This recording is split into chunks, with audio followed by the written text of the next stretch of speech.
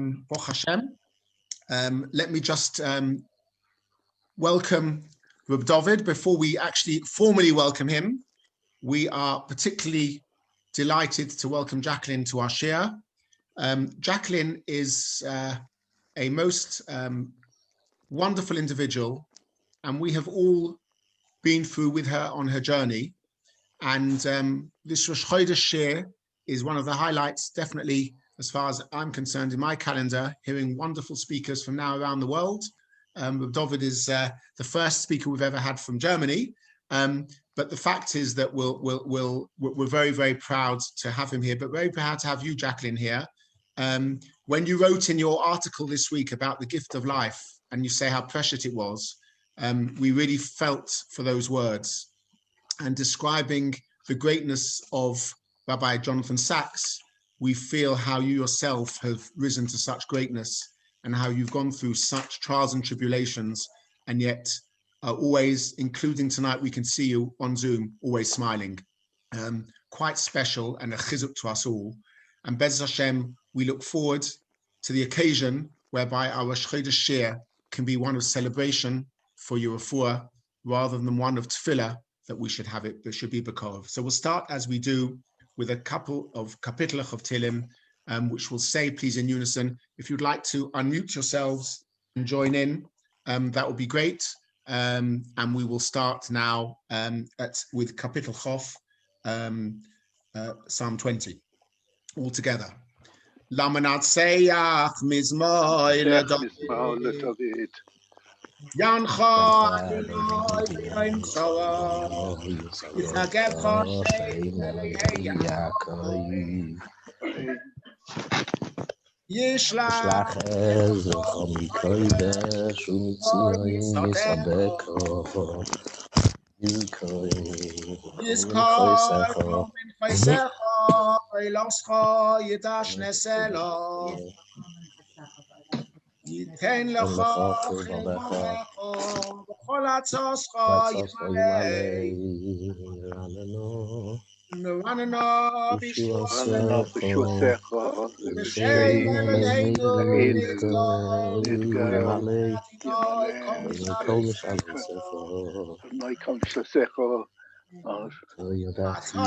Toyodati ki Hoshia Mashiach V'yanechu Rosh Hashanah. Eile v'rechem Sufim V'anachnu b'shem Eloheinu Nasir. Heima kofu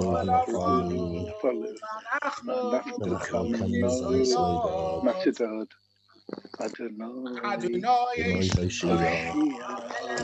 Amelech Haneni V'yom Kareinu.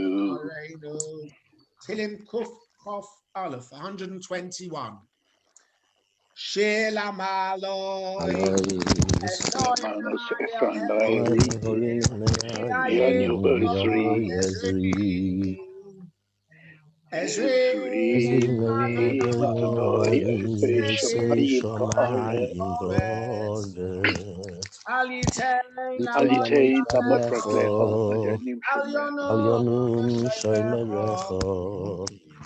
Hinei lo yonu v'lo yishon shomei Adonai shemerecha v'tidacha yad minecha Yoma shemesh v'reach b'layla Adonai yishmarcha mekara Yishma es nafshecha Adonai Yishmar teischa uveyecha me'achot yadaylam.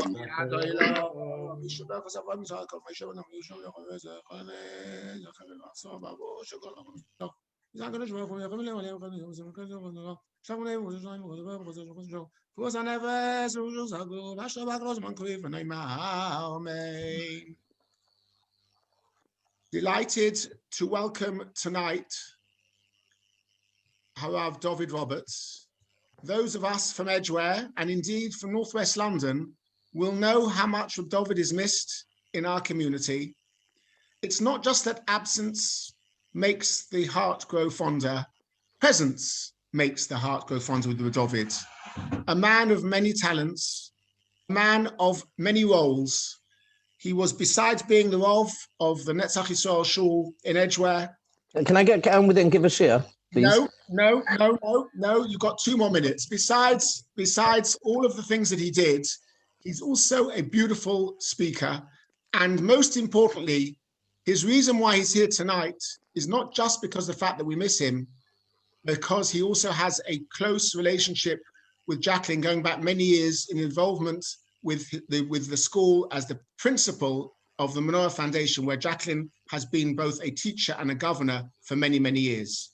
So what could be more appropriate to ask Reb David to address us all the way from Berlin, taking advantage of the fact that these are now virtual shiurim.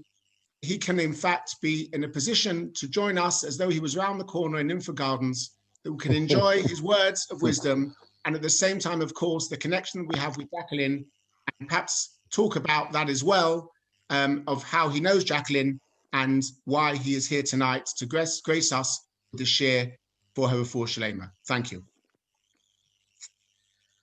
Thank you, David. The reports of my demise have been greatly exaggerated.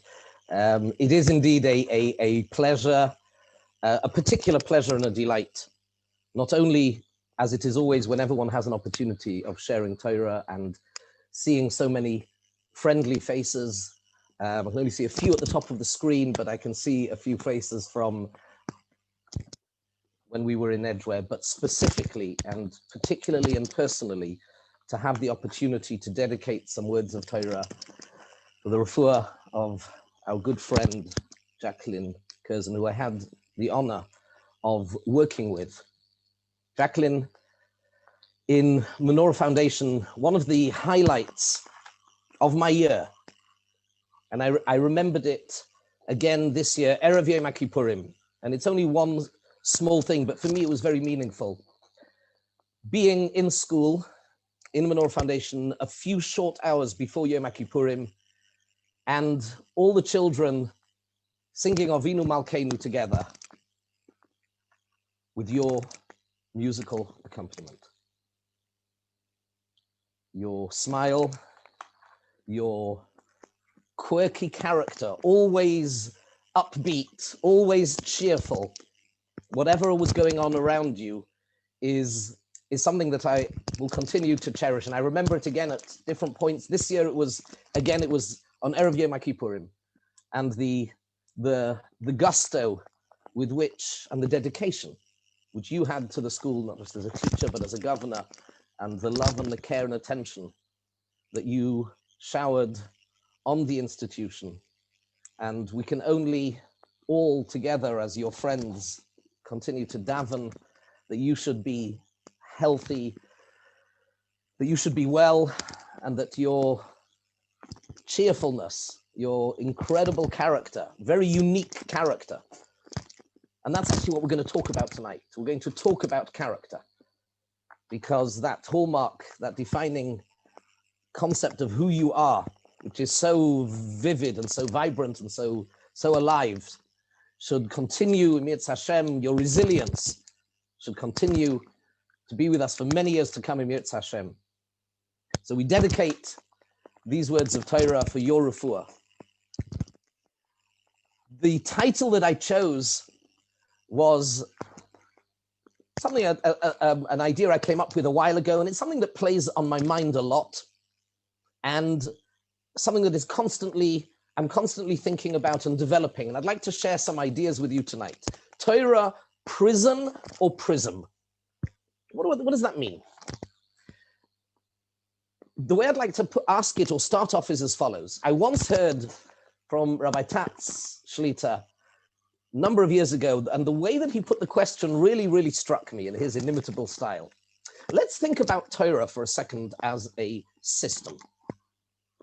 Can there be a more regulated, rigid, formal set of rules by which people, I mean, you try telling somebody, I mean, today with COVID, it's a little bit better. You've all seen the joke about how COVID is like Yiddishkeit because nobody really knows what's going on. There's a machloikas, and anybody who's more machmir than you is great. Anybody who's less is a murderer, and nobody really quite knows what's going on, and you can't go be together with people. There's yichud, and there's all sorts of interesting stuff.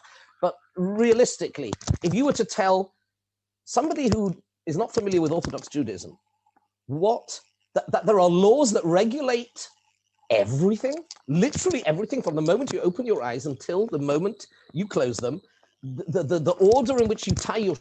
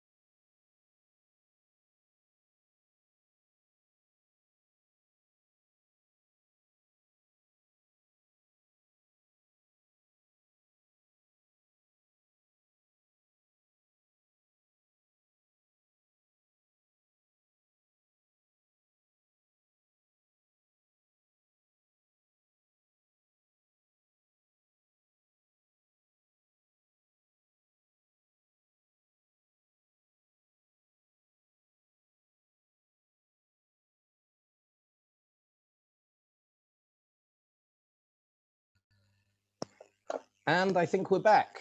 Is that correct? I'm so sorry, everybody.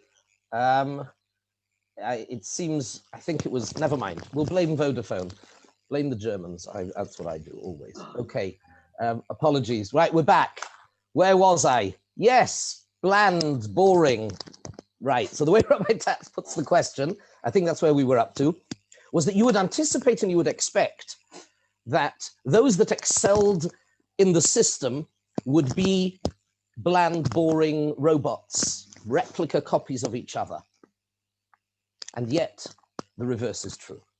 The reverse is true. Our greats, our Gedolim, through conforming to the system, somehow it acted as a prism, rather than being a prison, which trapped and limited them, and so that they became colorless and bland. Instead, they were flaming individuals, and their personality, their essence, manifested through the prism, which is Torah. And that is a puzzle. How does that work? Why does that work? And I'm actually going to be a little bit provocative tonight. First of all, just to make sure you don't fall asleep. And secondly, because I can get away with it. Well, what are you going to do? Send me away from England? Big deal. So I'm going to be deliberately provocative. And the reason I'm going to be provocative is because as I get a little bit older, I get a little bit more crotchety. And I feel that I'm almost at the age where I can afford to be a grumpy old man. Not quite, but you can kind of get away with some more stuff. So I'm gonna really let it all out. I'm gonna let it rip. And my question, I suppose, is: you mentioned Rabbi Sachs, Lord Sachs, Zechron Livracha, before David. His last book was called Morality, which was based on his ideas that he put forward at the Templeton, where he got the Templeton Prize, and he built on those ideas. And he talks about where society has gone wrong because they've tried to outsource morality.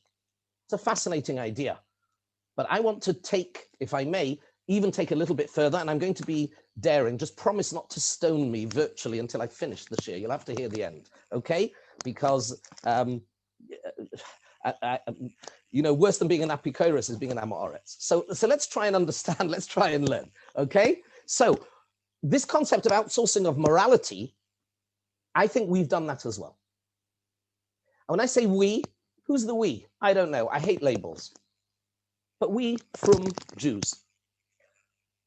Because it's convenient and because it's easy, I think all too often in our curricula, and sometimes in our chinuch, we outsource morality to Hashem, to Sinai.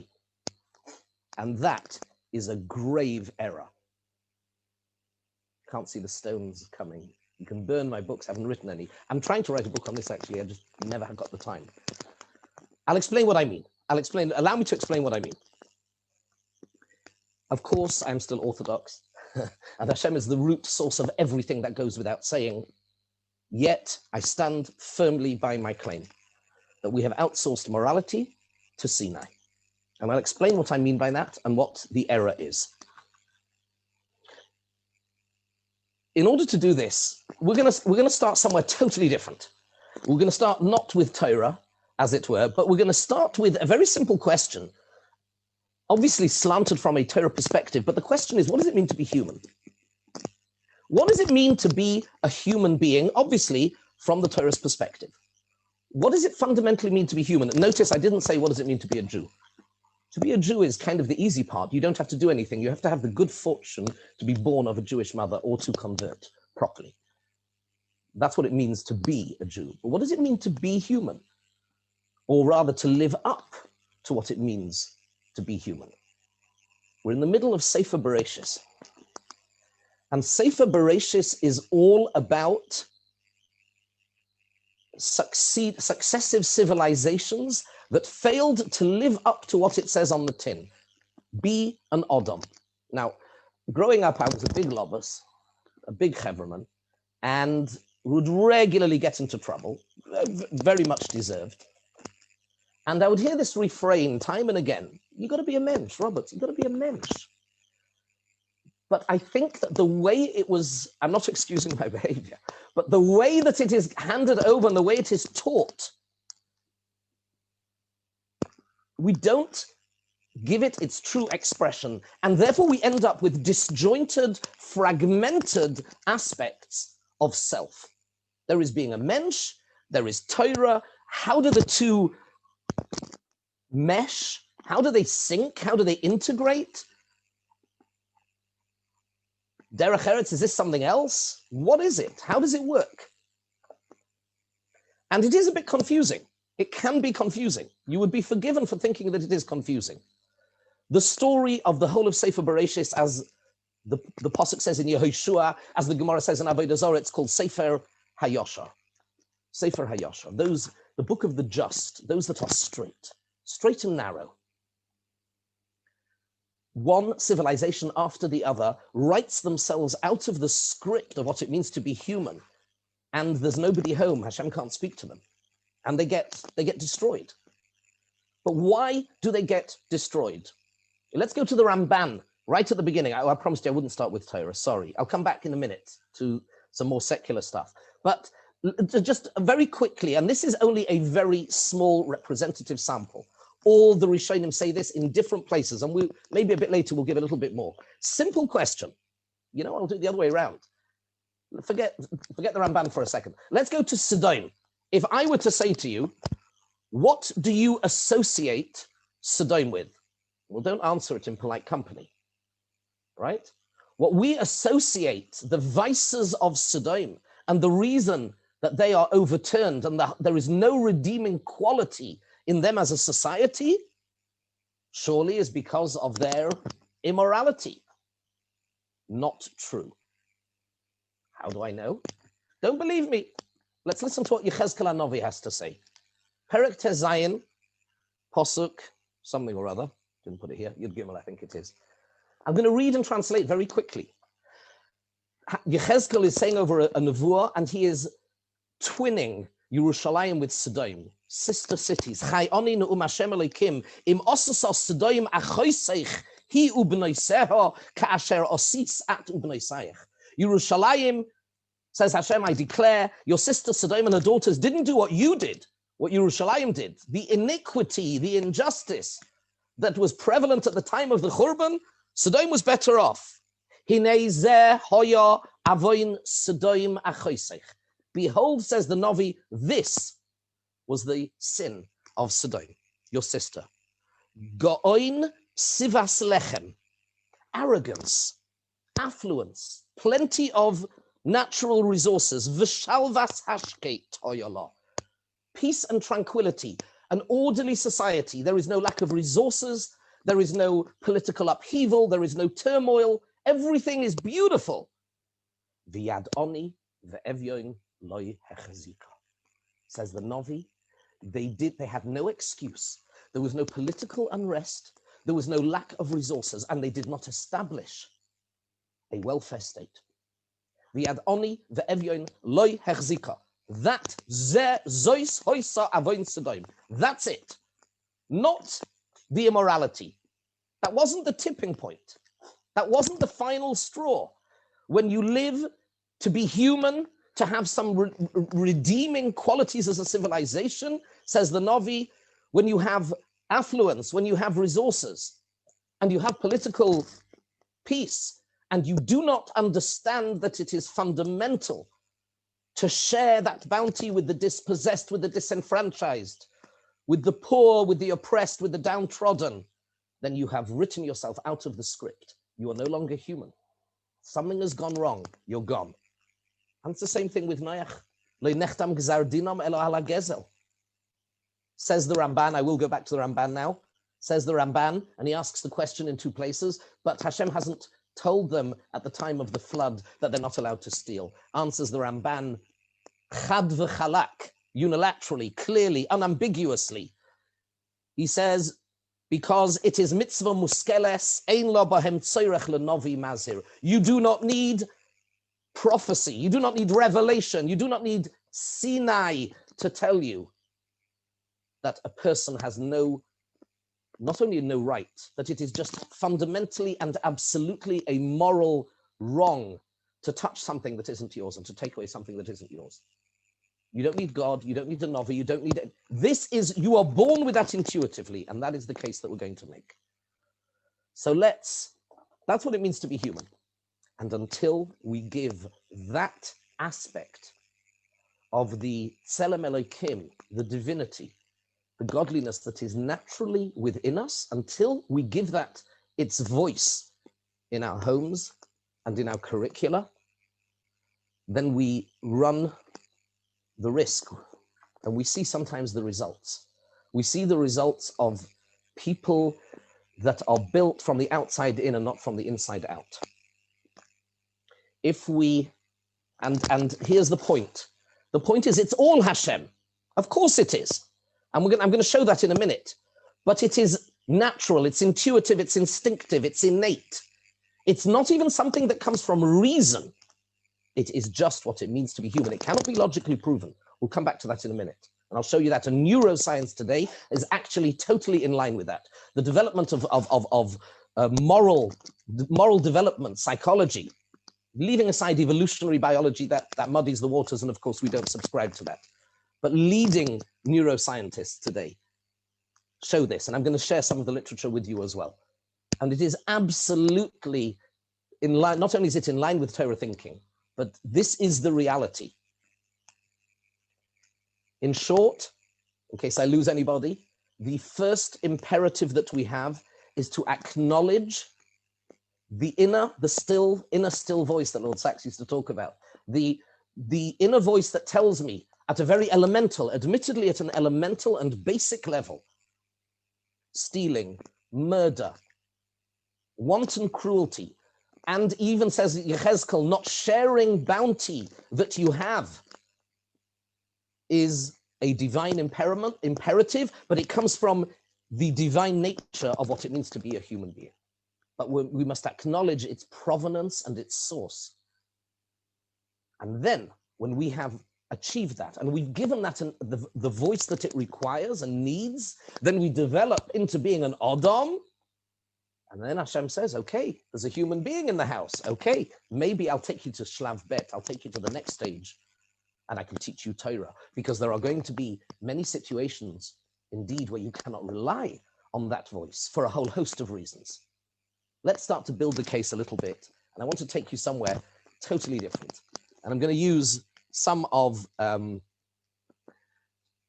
the research that's been done. I want to share some research with you. Really, to me, I found it absolutely fascinating. Some of it you may know and some of it you may not.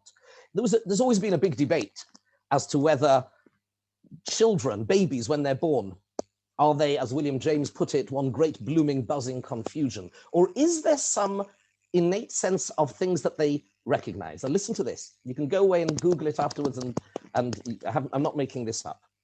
Infants as young as 2 months old will look longer at an event that surprises them than at an event they were expecting.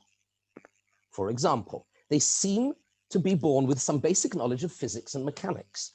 They expect that objects will move according to Newton's laws of motion, and they get startled when psychologists show them scenes that should be physically impossible, such as a toy car seeming to pass through a solid object. But that's about physics. Let's go deeper. Let's talk about right and wrong. Yale psychologists Hamlin, Wynne, and Bloom put on a puppet show for 6 and 10-month-old infants, in which a climber, a wooden shape with eyes glued to it, struggles to climb up a hill. Sometimes a second puppet comes along and helps the climber from below. Other times, a different puppet appears at the top of the hill and repeatedly bashed the climber down the slope. A few minutes later, remember these are 6 and 10-month-old infants. They've been exposed to a scenario, a social scenario, involving one puppet helping another up the hill and the other one pushing them down.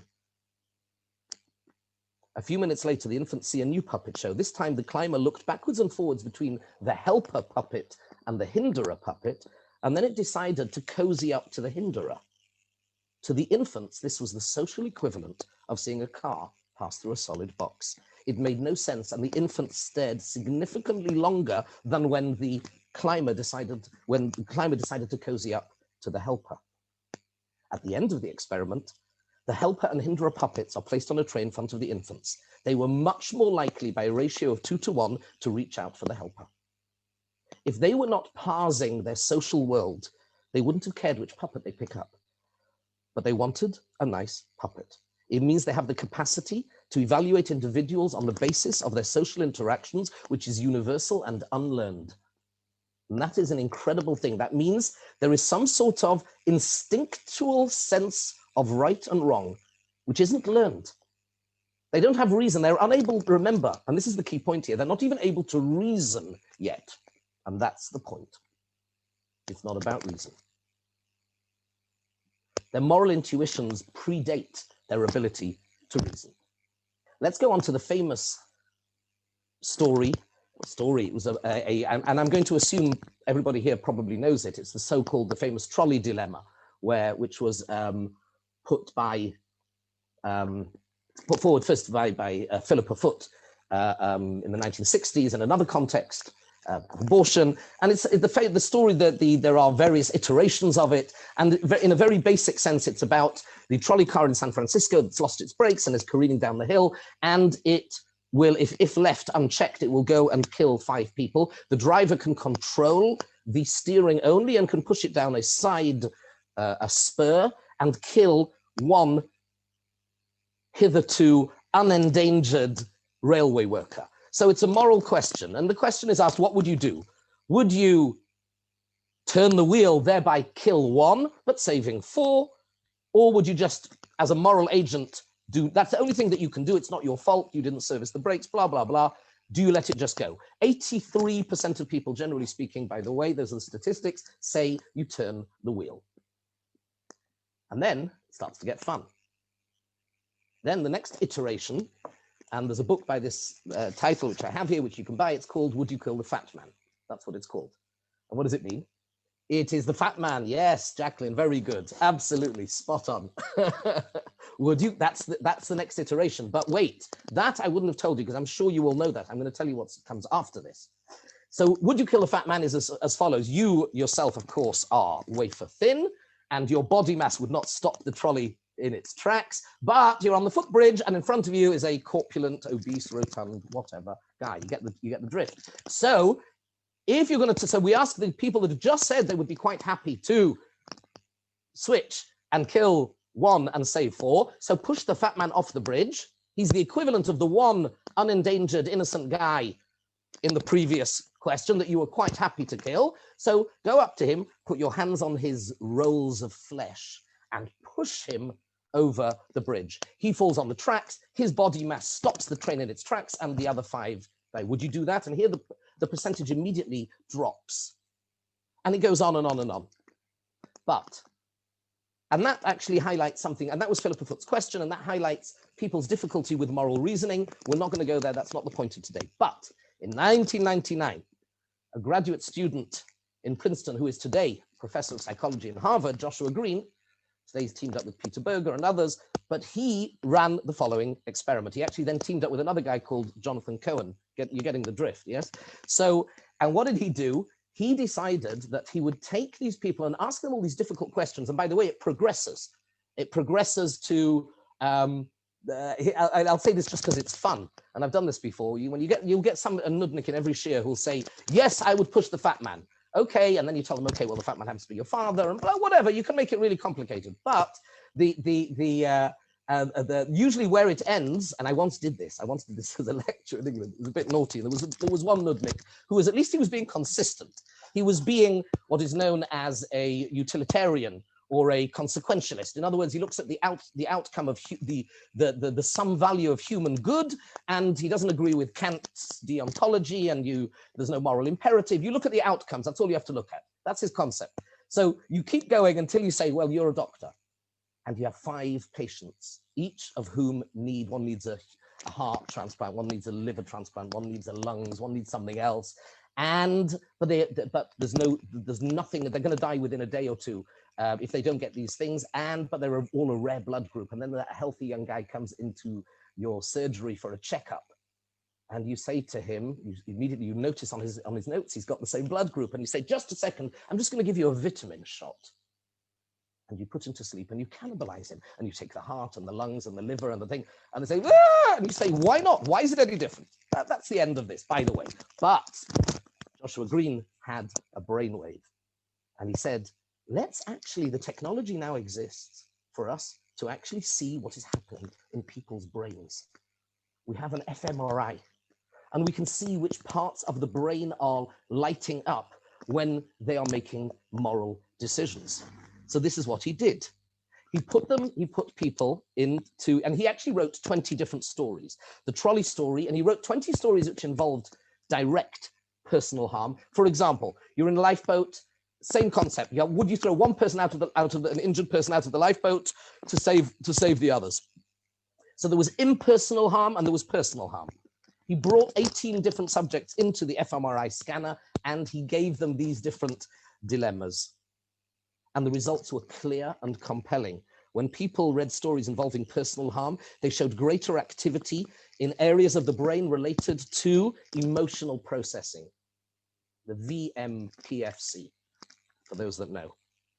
And whereas when it's the first one, when you're sitting, when it's impersonal, when it's indirect, and you're just sitting in your trolley car and turning the steering wheel, then they use the dorsolateral prefrontal cortex, the bit which is clear, calm reasoning.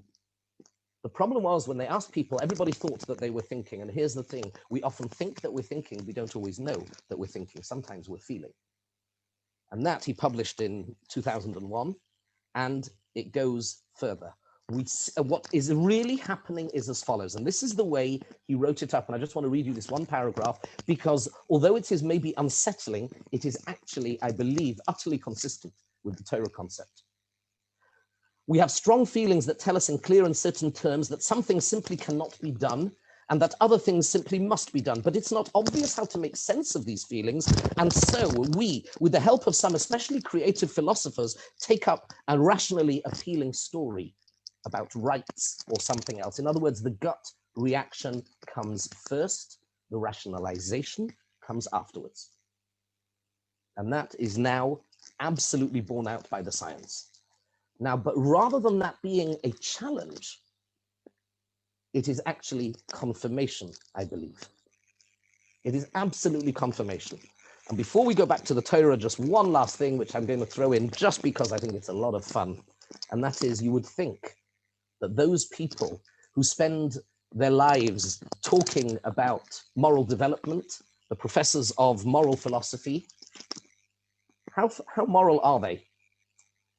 A philosopher called Erich Schwitzgebel used surveys and more surreptitious methods to find out how often moral philosophers give to charity, vote, call their mothers, donate blood, donate organs, clean up after themselves at philosophy conferences, and respond to emails purportedly from students. And in none of these ways were they better than any other philosophers or professors in other fields. In fact, he did something really sneaky, which is he went into the libraries and he looked for the missing book list from dozens of libraries, and he found that academic books on ethics, which are presumably borrowed mostly by ethicists, are in fact more likely to be stolen or just never returned than other areas of philosophy. So anyone who values truth should stop worshipping reason. That's very clear. So what really is going on? Let's go back to the Torah. I've got a lot more stuff, but I realize time is really, really pushing on. I haven't realized. So let's go back.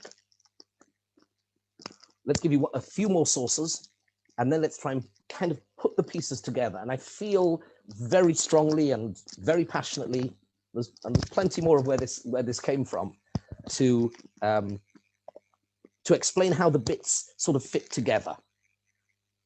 Let me ask you a question. Which mitzvah is the most important mitzvah in the Torah? Oh, you can't answer. Okay, so I'll save you the bother. Have a look in the Rambam Perek Yud Hilchos Tzedakah.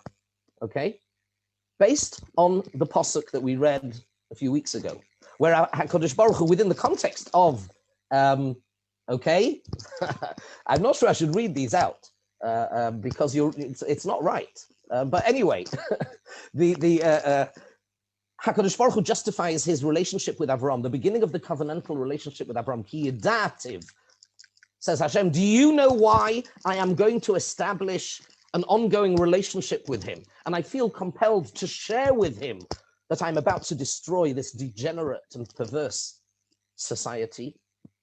Kiyedativ, why? Now listen carefully.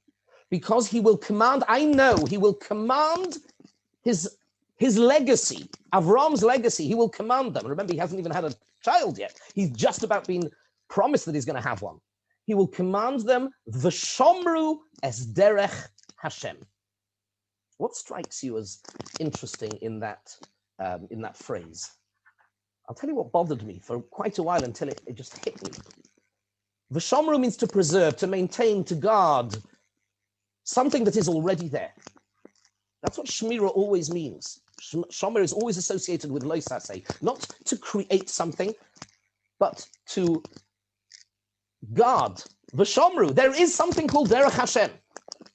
Do you know what derech Hashem is? La'asos tzedakah u'mishpat. What is tzedakah u'mishpat? Tzedakah does not mean charity.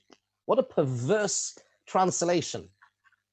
Because charity in English is a discretionary, voluntary activity. There is no opprobrium if you don't give it. There is no censure if you don't give charity, but well done you if you give some. No, sir. There is hilchos tzedakah, because it is tzedek, it is just, it is right, it is correct, it is appropriate, and it is actually obligatory. You don't give it, Sodom, you have resources, you're gone. You're out of history, you're not human. Why? I don't know, but I feel it very strongly. And I need to know where that inner feeling comes from. And it is a feeling. It cannot be logically proven. You read Bertrand Russell on the subject and others, it's very clear. You can't prove it, but it is a feeling. But it's more than a feeling, it's a knowledge. It's actually das. To be a little bit more esoteric, it's das. And that's why it says, Ki yadativ leman asher yitzaveh. Das is both love and intimate connection.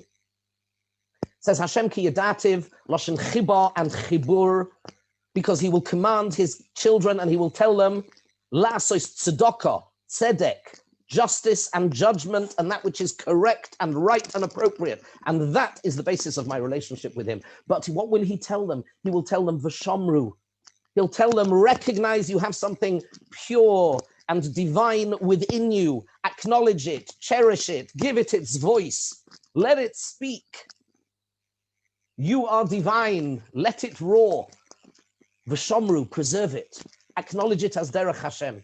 And therefore, says the Rambam, Perek Yud Hilchos Tzedakah, Chayev Adam Lizoher b'mitzvahs tzedakah yoser mikol mitzvahs aseh. Doesn't get clearer than that.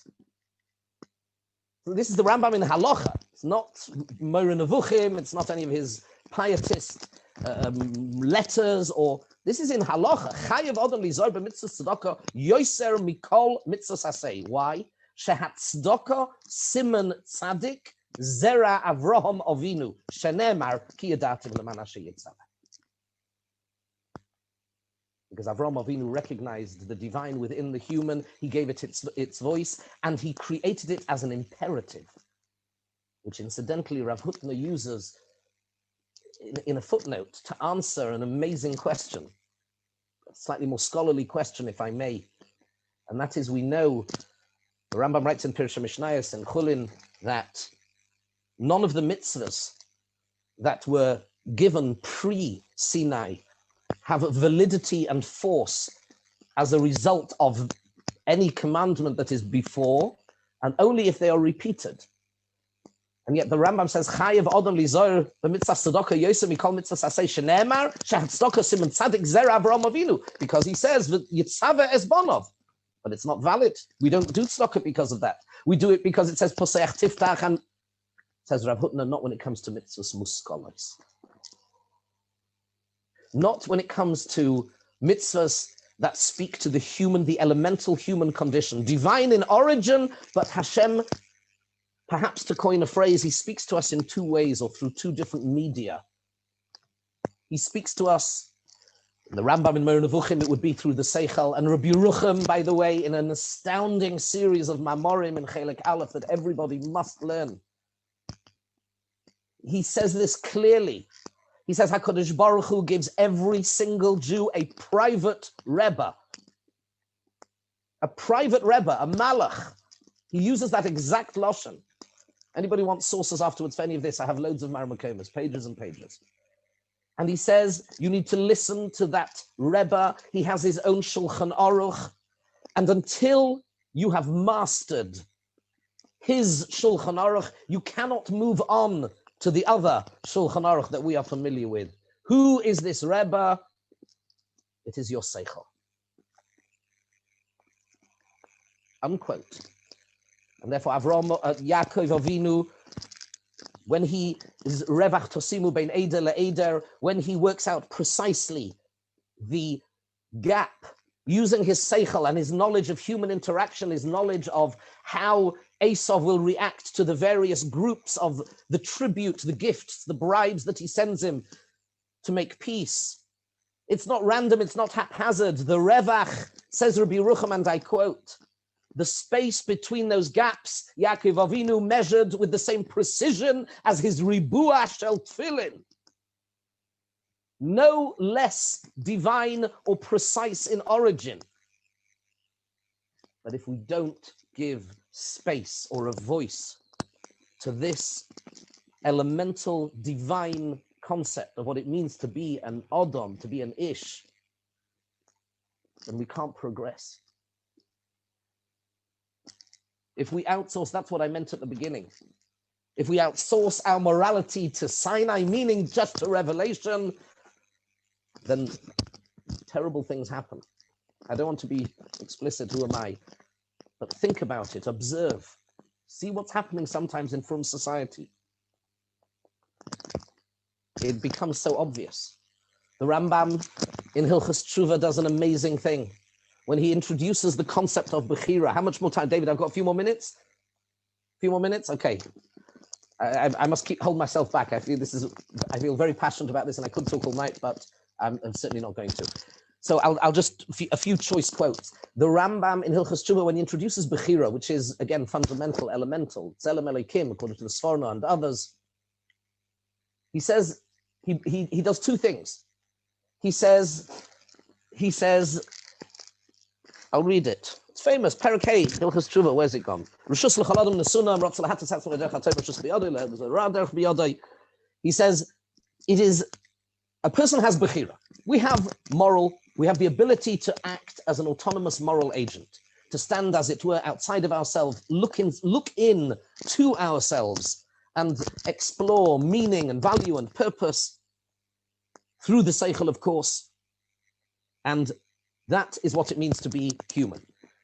Now, if I was teaching this, which I sometimes do, I would ask the class, tell me, bring me a proof text from the Torah for the concept of Bechira. And invariably, they always fall into the trap. And they come up, blah, blah, blah, which is true, but it's not what the Rambam does. Listen to this. He says, let's hear the Rambam giving us pshat in a posuk. Here's a shiur from the Rambam. Man has eaten from the Eitz Adass. Now, why Bechira comes about as a result, almost as a reward for eating from the Eitz Adass, Ayin Meir Nevuchim, Chelik Aleph Perek Beis, that's not for tonight. But as a result of eating from the Eitz Adass, man now is Yodea Tovara. Koloimar, what does the posuk mean? Hein min zeh shel Adam, man is utterly unique in this faculty, in this capacity. Listen to this. Sheyehehu me'atzmai b'datoi u'b'machshavtoi yodea hatov v'hora. The Rambam uses his language very precisely. What the posuk is telling me, now man knows loda'as, that word again, kiyadativ, loda'as toivora. What does that mean? That means he does not need to call upon any external moral authority to determine elemental, basic, good and bad, absolute moral, right and wrong. And he says it 3 times, and I've got some ideas why he says it 3 times and what they refer to. Again, that's not for tonight. Sheyehehu, man is utterly unique. Sheyehehu me'atzmai b'datoi u'b'machshavtoi yodea hatovara. Man innately, intuitively, instinctively knows that it is wrong to steal. And if you get that wrong without a Navi, Hashem will destroy the whole world. And if you don't look after those that are less fortunate than you when you have the resources and the ability to do so, you've written yourself out. You're no longer human. The Tselem Elokim no longer exists. Then in Halacha base, he says, he negates determinism, hard and soft for the philosophers amongst you. He says, don't go along with what people say, that everything is predetermined. I don't know, nature, nurture, whatever you want to call it. So he's a long halacha in halacha base, he negates it, and then he revisits it. Listen to this in halacha gimel. Ve'ikar zeh, ikar godel hu, v'hu amud ha'torah v'hamitzvah, shene'emar re'ei nosati lefanecha hayom esachayim esatoy esamobis v'sora. You've said it already. What's going on? There are these two stages in development. And the first is integral and innate to what it means to be human. And here we'll go right back to what we started with. There's so much more to say, I'm holding myself back. We'll go right back to what we started with. Maybe one last point before we do that. The Rambam in Shemona Prokim, Perek Vav, and a very, very, very fundamental text everybody needs to learn and know. The Rambam does something which today, if anybody dared even to ask a question, they would be stoned. Their books would be burned. The Rambam says there is an argument between the philosophers of the world and the Chazal as to whether it is better to want to do something bad and to control yourself, or whether to be innately good. Possibly the difference between being a tzaddik and a chassid, if you want to put it in different terms. And he says there's an argument between the philosophers, the Chachmei Umas Ha'olam, and Chazal. And he poses the question, which one is right? He asks the question. Not only does he ask the question, he gives the most amazing, important answer. And he says, any students of mine would know what's coming now, it depends. He says, it depends what we're talking about. He says, if you're talking about murder, if you're talking about theft, imagine somebody who says, let's become travel companions or good friends. But, I'm a bit of a psychopath. That's the truth. I do have these homicidal tendencies. But you don't need to worry. I'm from. I will not stab you because it says lo sirtzach. So you're safe. All is good. Would you want such a person as your friend? Says the Rambam, such a person is a miserable, pathetic excuse for a human being. That's not human. If somebody integrally would be quite happy for no particular reason, just to put a knife through you, then that is a broken person. That is not a human being. If somebody would just go and steal something from you, but don't worry, I won't do it because it says le'sigzol. The philosophers are right, says the Rambam. Do you know when Chazal are right? Chazal are right when we talk about things that we would never have been able to intuit. Coming macholes asuros. Efshi ve'efshi ma'esa avisha b'shamayim gazar alai. I would quite gladly go to McDonald's for supper. I'm sure it's nutritious and cheap. And what's it about the nutritious bit? Probably cheap. And I'm sure it's very tasty. But what can I do? Hashem said no. What can I do? I have to pay for, Jacqueline, we go back to the poultry. I've got to pay the prices. That's what I've got to do. Why? Is it logical? No. And it's perfectly okay to want to go to McDonald's. But because your yetzer, listen to Hashem. Those type of mitzvahs, things that you could not otherwise have worked out, there, Chazal are right. But the other stuff, what it means fundamentally to be human, you need that is who you have to be. And therefore, here, hopefully, we have resolved the tension. We've resolved the tension. This is a process. It's actually a loop, but time doesn't permit. It's a cycle. Avraham Avinu nasa shnei kiliyesem kishnei rabbonim umei atzmei lamad Torah. His two kidneys became like two teachers, and he then went to learn Torah from himself. So just something to chew on. These are two parts of the process. There is trust, and then brain, and then trust, and it's a loop. It's a cycle. And that's what the Ramchal means in Derech Hashem when he says sheya'amin v'yeda. And this is, I'm just throwing out these ideas for those of you that can take them a little bit further. And that's na'aseh v'nishma. It is to trust. And here is the crux of the matter. And I want to use classical music, if I may. One of my favorite pieces of classical music is Chopin's First Piano Concerto.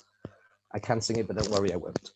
Now, take Lang Lang, for example.